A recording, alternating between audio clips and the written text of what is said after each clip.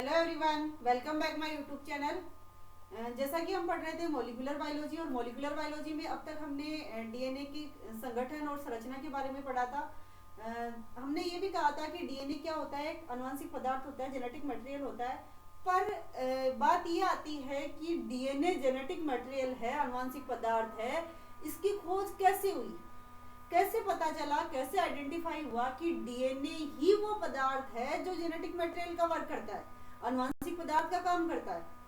तो ये कैसे फिक्स हुआ, कौन से ऐसे प्रयोग किए गए जिनसे डीएनए को आनुवंशिक पदार्थ साबित किया जा सका, कैसे सिद्ध हुआ ये। तो आइए ऐसे ही कुछ प्रयोग के बारे में हम पढ़ते हैं जो ये बताते हैं कि डीएनए ही एक आनुवंशिक पदार्थ है। तो सबसे पहले हम पढ़ेंगे ग्रिफिथ का प्रयोग, जो उन्होंने 1928 में 1928 में दिया था, जिसको रूपांतरणीय प्रयोग भी कहा जाता है।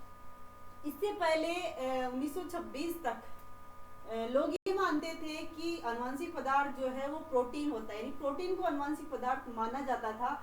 लेकिन ग्रिफिथ के प्रयोग के बाद इसमें एक जो है नई दिशा मिली, इसमें और खोजें हुई, और लास्ट में ये साबित हो गया कि प्रोटीन नहीं बल्कि डीएनए ही क्या होता है, आनुवंशिक पदार्थ होता है। तो क्या प्रयोग दिए गए थे, क्या उनमें खोजी हुई, आइए देखते हैं। तो सबसे पहले हम पढ़ते हैं ग्रिफिथ का प्रयोग। ग्रिफिथ जो वैज्ञानिक थे, इन्होंने 1928 में रूपांतरणीय प्रयोग दिया।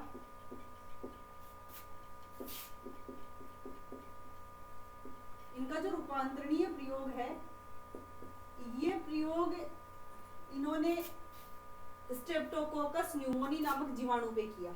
स्ट्रेप्टोकोकस न्यूमोनी जीवाणु जो स्तनधारियों में न्यूमोनिया रोग उत्पन्न करता है। स्ट्रेप्टोकोकस न्यूमोनी नामक जो जीवाणु है, उस पर इन्होंने ये प्रयोग किया, और ये क्या करता है, स्तनधारियों में न्यूमोनिया रोग उत्पन्न करता है। स्ट्रेप्टोकोकस जो न्यूमोनी है वो क्या करेगा, न्यूमोनिया रोग फैलाता है, किसमें, स्तनधारियों में। इसके दो वायरुलेंट होते हैं, यानी इसके दो प्रभेद पाए जाते हैं। स्ट्रेप्टोकोकस जो न्यूमोनी है, ये दो प्रभेद में मिलता है, दो इसके प्रभेद मिलते हैं। एक है इसका एस प्रभेद या एस वायरुलेंट कह सकते हैं, वायरुलेंट या प्रभेद। एस इसको नाम क्यों पड़ा इसका, ये प्रभेद क्या करता है, एस प्रभेद न्यूमोनिया रोग उत्पन्न करता है, यानी कि जो न्यूमोनिया रोग है इसकी वजह से रोग होता है, ये रोग कारक है, रोग उत्पन्न हो जाता है एस कारक की वजह से, एस प्रभेद की वजह से। यानी बैक्टीरिया है कौन सा, स्ट्रेप्टोकोकस न्यूमोनी, जो एस प्रभेद वाला होता है वो न्यूमोनिया रोग उत्पन्न करता है। दूसरा जो है वो है आर प्रभेद। आर प्रभेद वाला जो बैक्टीरिया है, इससे रोग नहीं होता, यानी ये न्यूमोनिया रोग उत्पन्न नहीं करता, ये रोग नहीं करता। अब आर और एस का क्या मतलब है, देखो, ये एस का मतलब होता है स्मूथ, यानी कि ऐसे स्ट्रेप्टोकोकस बैक्टीरिया जिनकी जो भित्ति होती है वो चिकनी होती है, यानी चिकनी भित्ति वाले हैं, ये चिकनी भित्ति वाले बैक्टीरिया थे जिनकी वजह से रोग हो जाता है, इसीलिए इनको उग्र भी कहा जाता है, उग्र वायरुलेंट भी है ये जो है आर का मतलब है रफ, यानी कि खुरदरी, इनकी जो भित्ति है वो खुरदरी है, तो ये खुरदरी भित्ति वाले बैक्टीरिया थे, और इनको क्या कहते हैं, अनुग्र बैक्टीरिया कहा जाता है। अनुग्र का मतलब ये रोग उत्पन्न नहीं करते। अब बात आती है कि इन्होंने कैसे साबित किया कि कौन रोग करता है, नहीं करता है, क्या है जो इनका प्रयोग रहा। इन्होंने इस बैक्टीरिया को लेकर के जो प्रयोग किया वो चूहे पे किया।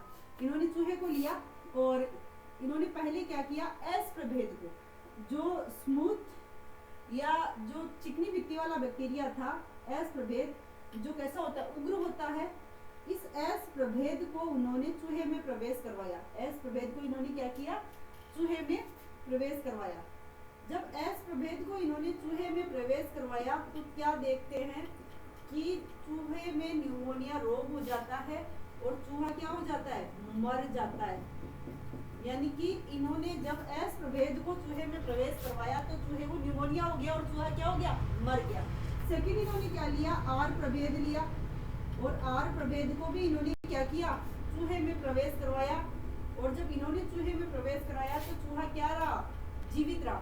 यानी आर प्रभेद से चूहा नहीं मरता, यानी कि आर प्रभेद कैसा था, अनुग्र था, ये रोग नहीं उत्पन्न करता, तो इसकी वजह से न्यूमोनिया नहीं हुआ और चूहा नहीं मरा।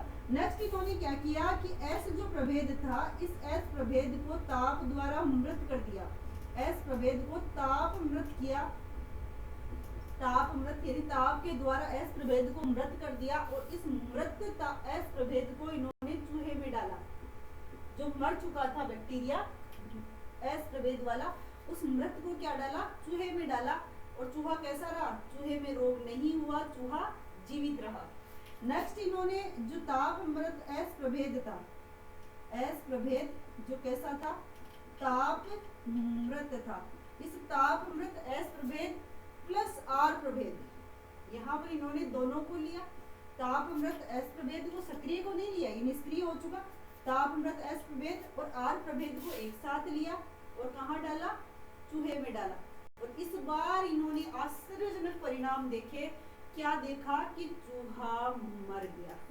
अब सोचने वाली बात यहाँ पर ये थी कि जब माना कि एस प्रभेद रोग करता है, लेकिन जब इस एस प्रभेद को हमने ताप मृत कर दिया था, तब ये रोग नहीं कर रहा था, चूहा नहीं मर रहा था। और आर प्रभेद तो ऑलरेडी रोग नहीं करता।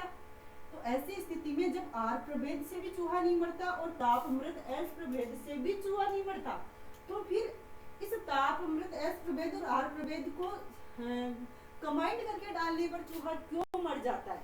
और इसके लिए फिर उसने क्या किया, उस चूहे का विश्लेषण किया, उसके जैवाणविक जो पदार्थ थे उनका विश्लेषण किया। तो उसने क्या पाया, उसने ये पाया कि चूहे में जो चूहा था, उस चूहे में उसे जीवित एस जीवाणु मिले, जीवित एस जीवाणु मिले, मतलब एस प्रभेद वाले जीवाणु जीवित मिले चूहे में।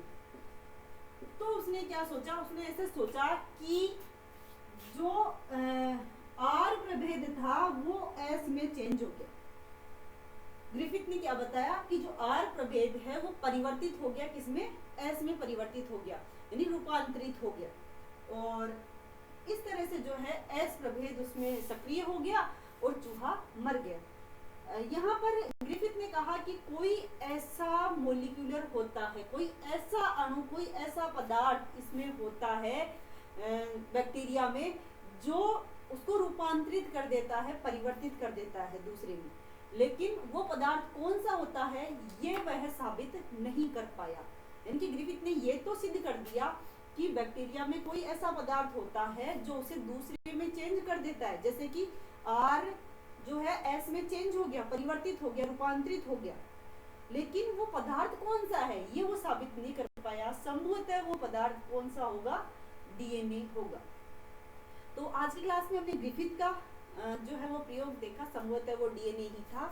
बट इसको और पुख्ता करने के लिए नेक्स्ट जो अपना प्रयोग होगा वो होगा मैक्लियोड, मैकार्टी, एवेरी, इनका प्रयोग, जो ये साबित करता है कि डीएनए ही आनुवांशिक पदार्थ है, डीएनए ही वह पदार्थ है जो क्या कर देता है, एक प्रभेद को दूसरे में परिवर्तित कर देता है, रूपांतरित कर देता है।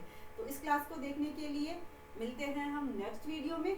आज की वीडियो में बस इतना ही। Thank you watching for my video.